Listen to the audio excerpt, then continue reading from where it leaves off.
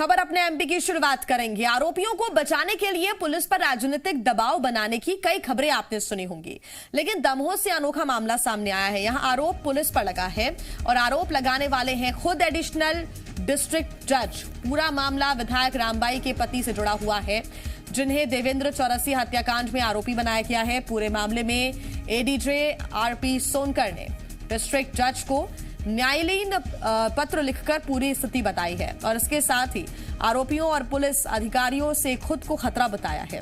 उन्होंने देखा कि अभियुक्त बेहद प्रभावशाली और राजनीतिक पकड़ वाले हैं।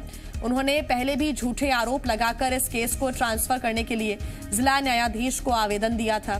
सुनवाई के बाद जिला न्यायाधीश ने इस आवेदन को खारिज कर हर्जाना लगाने हुए इसे मानहानि कारक बताया था। उन्होंने आरोप लगाया कि दमोह पुलिस अधीक्षक अपने अधीनस्थों के साथ मिलकर मेरे ऊपर झूठा और मनगढ़ंत दबाव बना रहे हैं। मुझे पूरा विश्वास हो गया है कि दमोह एसपी अभियुक्तों के साथ मिलकर मुझे किसी झूठे केस में फंसा सकते हैं या कोई अप्रिय घटना कर सकते हैं। ऐसे में उन्होंने देवेंद्र चौरसिया हत्याकांड की सुनवाई किसी दूसरे एडीजे से कराने का आग्रह भी किया है।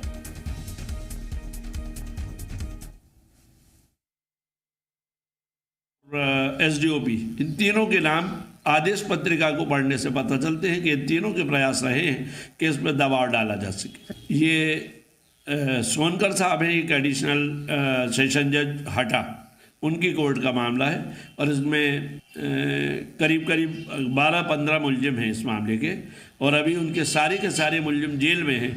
एक आदमी के खिलाफ गिरफ्तारी वारंट है। अगर वो आदमी भी बेस होता है तो मामले की प्रोग्रेस जल्दी होगी, नहीं तो ये मामला और लंबा बढ़ जाएगा। और अगर मामला लंबा बढ़ जाएगा तो ये मानिए कि न्याय में विलंब होगा। विलंब से दिया गया न्याय के रूप में नहीं होता है। न्याय वो है जो न्याय की तरह दिखता रहे। तो चाहे ये राजनीतिक दल के प्रभाव में हो, चाहे व्यक्ति के प्रभाव में हो, चाहे धन के प्रभाव में हो, चाहे बल के प्रभाव में हो, परंतु ऑर्डर की कंप्लाइंस न किए जाना इस बात को इंगित करता है कि कहीं ना कहीं इनका कोई स्वार्थ है, जिसके कारण न्यायालय के न्यायाधीश के ऊपर भी इनके आक्षेप आना शुरू होते हैं। प्रकाश में आई है, ये बहुत ही गंभीर घटना है।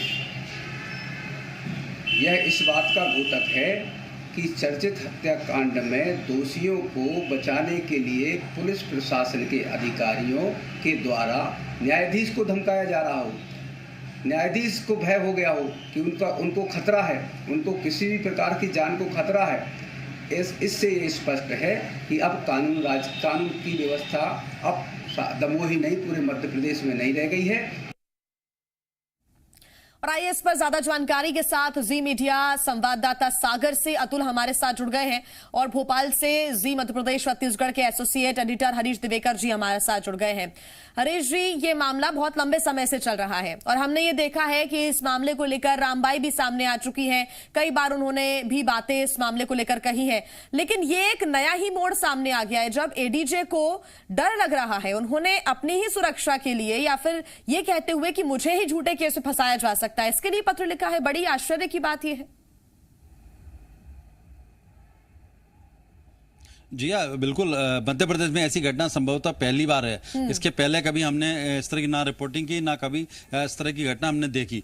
जब न्यायालय का न्यायाधीश खुद डरने लगे तो आप समझिए कि मध्य प्रदेश में लॉ एंड ऑर्डर की स्थिति क्या हो गई। और साफ तौर पे जो उन्होंने न्यायालय पत्र अपने ऑर्डर सर्कुलर में लिखा है और उन्हें साफ तौर पर लिखा है पुलिस अधीक्षक अपने सहयोगी एसडीओपी और एडिशनल एसपी के साथ मिलकर और अभियुक्त गण जो आरोपी उनके साथ मिलकर मुझ पर दबाव बना रहे हैं और मुझे झूठे केस में फंसा सकते हैं। और यहाँ तक कि उन्होंने ये कहा कि मेरे साथ अप्रिय घटना हो सकती है। मतलब कितना डर होगा जो उन्होंने अपने डीजे को लिखा, डिस्ट्रिक्ट जज को लिखा और उन्होंने कहा कि मेरा केस को मुझे हटा दिया जाए और किसी अन्य को दे दिया जाए।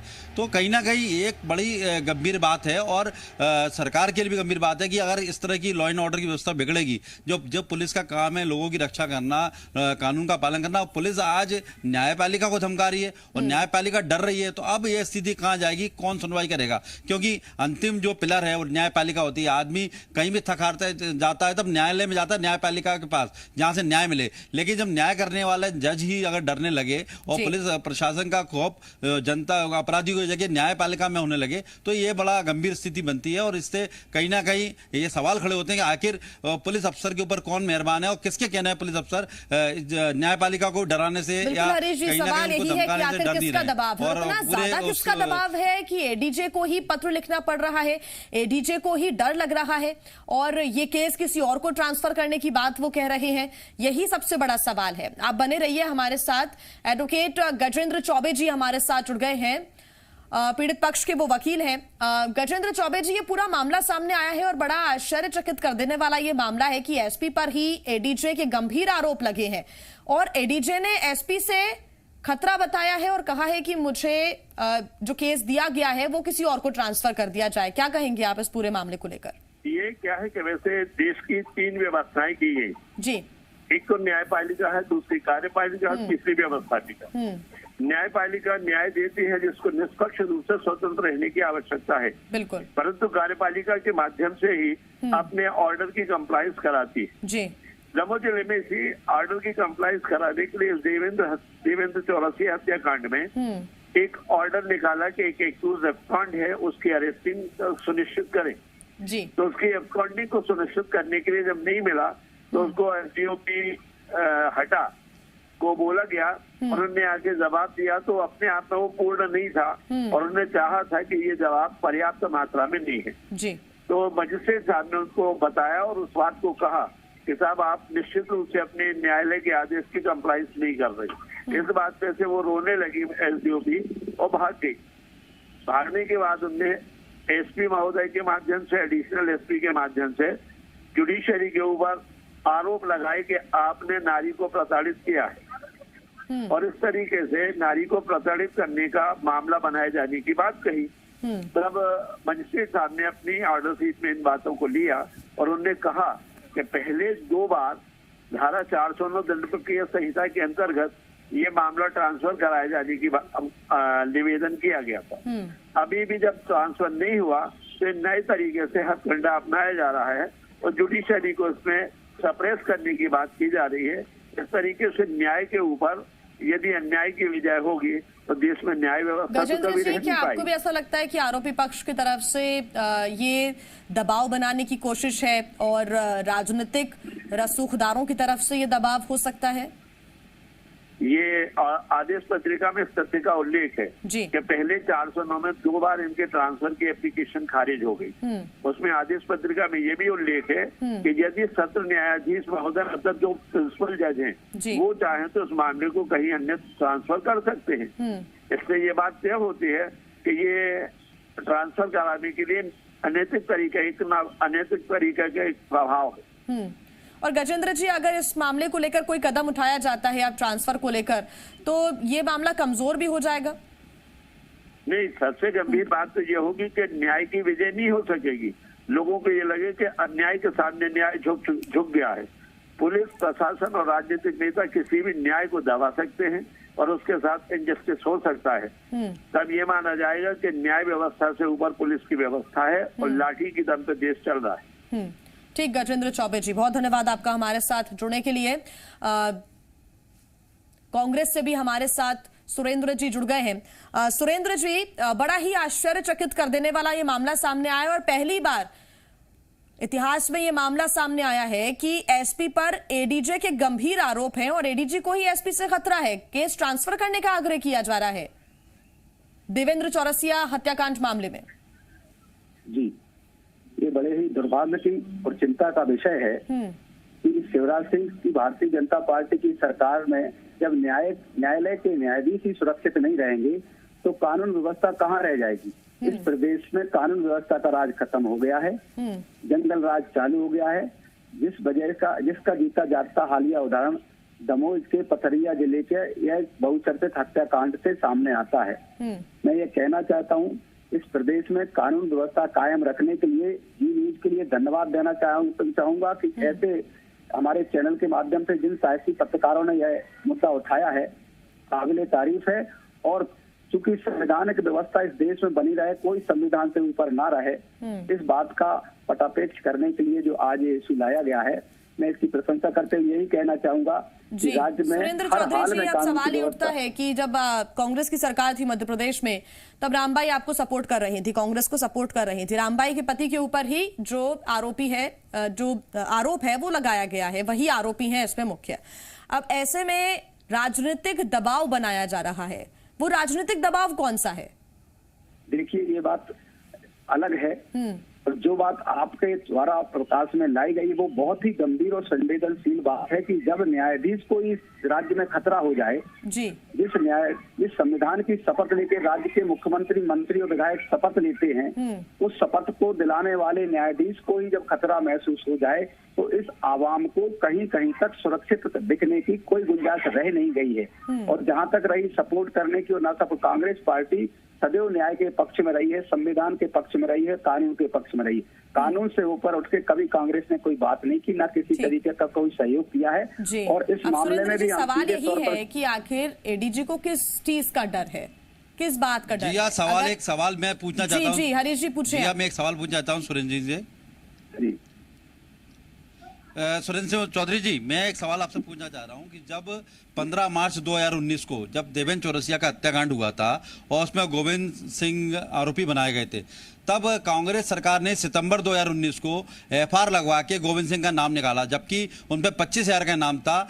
बसपा विधायक रामबाई समर्थन दे रही थी आपको, उनके दबाव में बाकायदा पहले तो इनाम हटाया जाता है 25,000 का, फिर उनका नाम बाहर किया जाता है। वो तो अभी हाईकोर्ट और सुप्रीम कोर्ट की याचिका लगी, याचिका के बाद जनवरी 2020 में नाम जोड़ा है। और अब आप बात कर रहे हैं कि शिवराज सरकार में, ये तो राजनीतिक संरक्षण, चाहे आपकी सरकार हो चाहे भाजपा सरकार हो, दोनों ने ही संरक्षण दिया और यही वजह है कि गोविंद सिंह अभी तक हत्या के आरोपी होने के बावजूद बाहर पड़े हुए हैं। हरीश जी, गोविंद सिंह जी, सुरेंद्र सिंह बोलूं क्या? जी बोले। हरीश जी मैं बोलूं?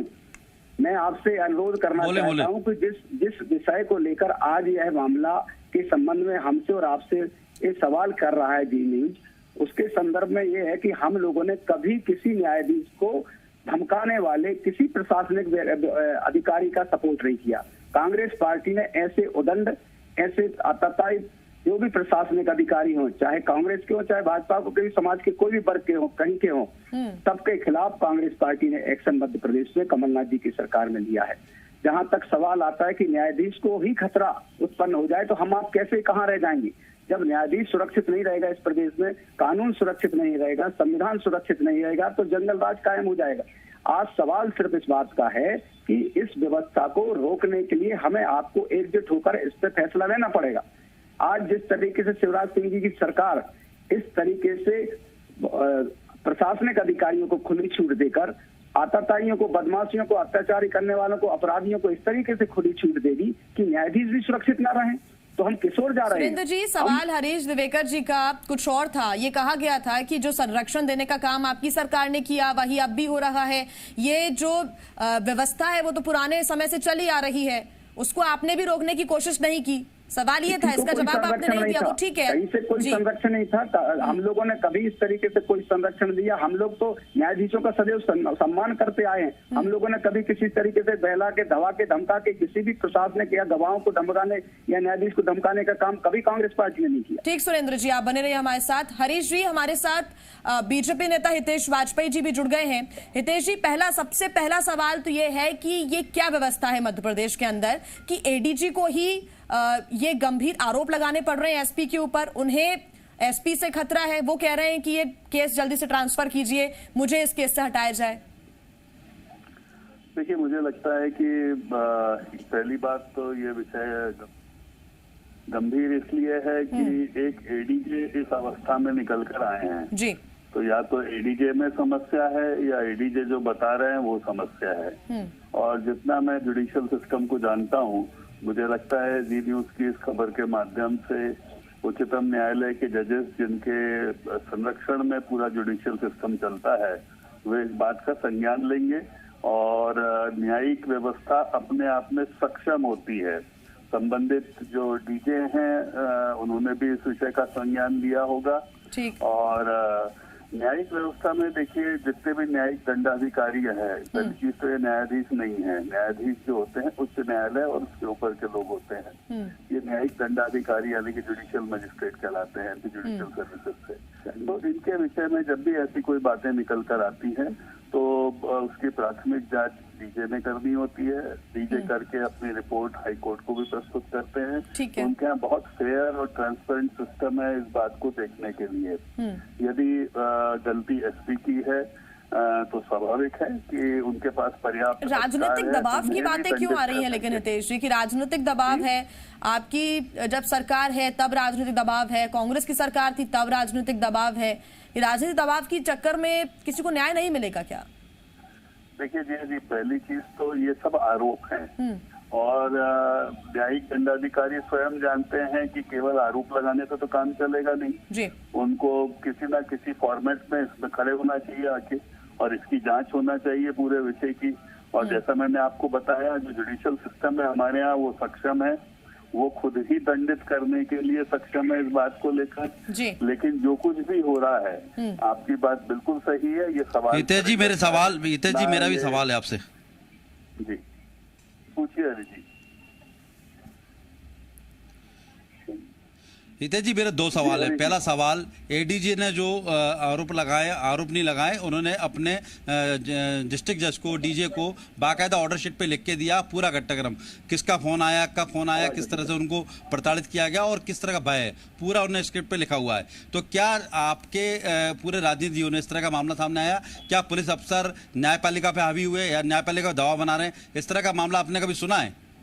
हितेश जी देखिए हरि जी, जितना अगेन मेरा अनुभव है, जानकारी है जुडिशियल सिस्टम की, लोअर जुडिशरी जिसको बोलते हैं, ट्रायल कोर्ट होती है ये जी। इसमें अमूमन ऐसी बातें कई बार निकल कर आती हैं क्योंकि कई प्रकार के इन्फ्लुएंसेस काम करते हैं और ऐसे में उन्होंने यदि डीजे को इन्फॉर्म किया है तो अब डीजे की जिम्मेदारी है कि वे इस पूरे की जांच कराएं और जांच कराकर वस्तु स्थिति क्लियर करें, क्योंकि इससे न केवल न्याय व्यवस्था पर प्रश्न चिन्ह लगे हैं बल्कि प्रशासनिक व्यवस्था पर भी लगे हैं। बिल्कुल, कई सवाल इस मामले के सामने आने के बाद उठ रहे हैं। समय की हमारे पास थोड़ी सी कमी है। हितेश जी बहुत धन्यवाद हमारे साथ जुड़ने के लिए। सुरेंद्र जी आपका भी बहुत धन्यवाद।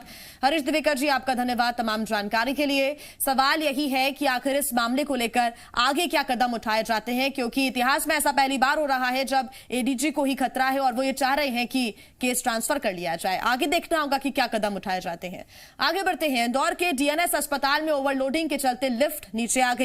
बड़ी बात यह भी रही कि उस लिफ्ट में पूर्व मुख्यमंत्री कमलनाथ मौजूद थे और उनके साथ लिफ्ट में विधायक सज्जन वर्मा, जीतू पटवारी, विशाल पटेल भी मौजूद थे। सभी नेता पूर्व मंत्री रामेश्वर पटेल के हाल जानने के लिए अस्पताल पहुंचे थे। शुक्र है कि इस हादसे में कोई हताहत नहीं हुआ और एक बड़ा हादसा टल गया। साथ चढ़ गए थे तो लिफ्ट 2 फीट 1.5 फीट दब गई थी। दबते ही फिर उनको हाथों हाथ वो खुद ही निकल के न एकदम लोड बढ़ गया, दब गई तो दबने से एकदम निकल के सीधे वो खुद माननीय कमलनाथ जी, पूर्व मुख्यमंत्री जी और प्रदेश अध्यक्ष जी, वो सीधे ऊपर मैंने पैदल ही चढ़ के 3री मंजिल तक आए और वहाँ पे बातचीत की, चर्चा की, 10 मिनट 15 मिनट बैठे। वहाँ से फिर वापस दूसरी जो लिफ्ट है उससे हमारे सामने उतर गया। हमने यहाँ तक छोड़ा है सारी बात की। और इसी के साथ इस बुलेटिन में फिलहाल इतना ही।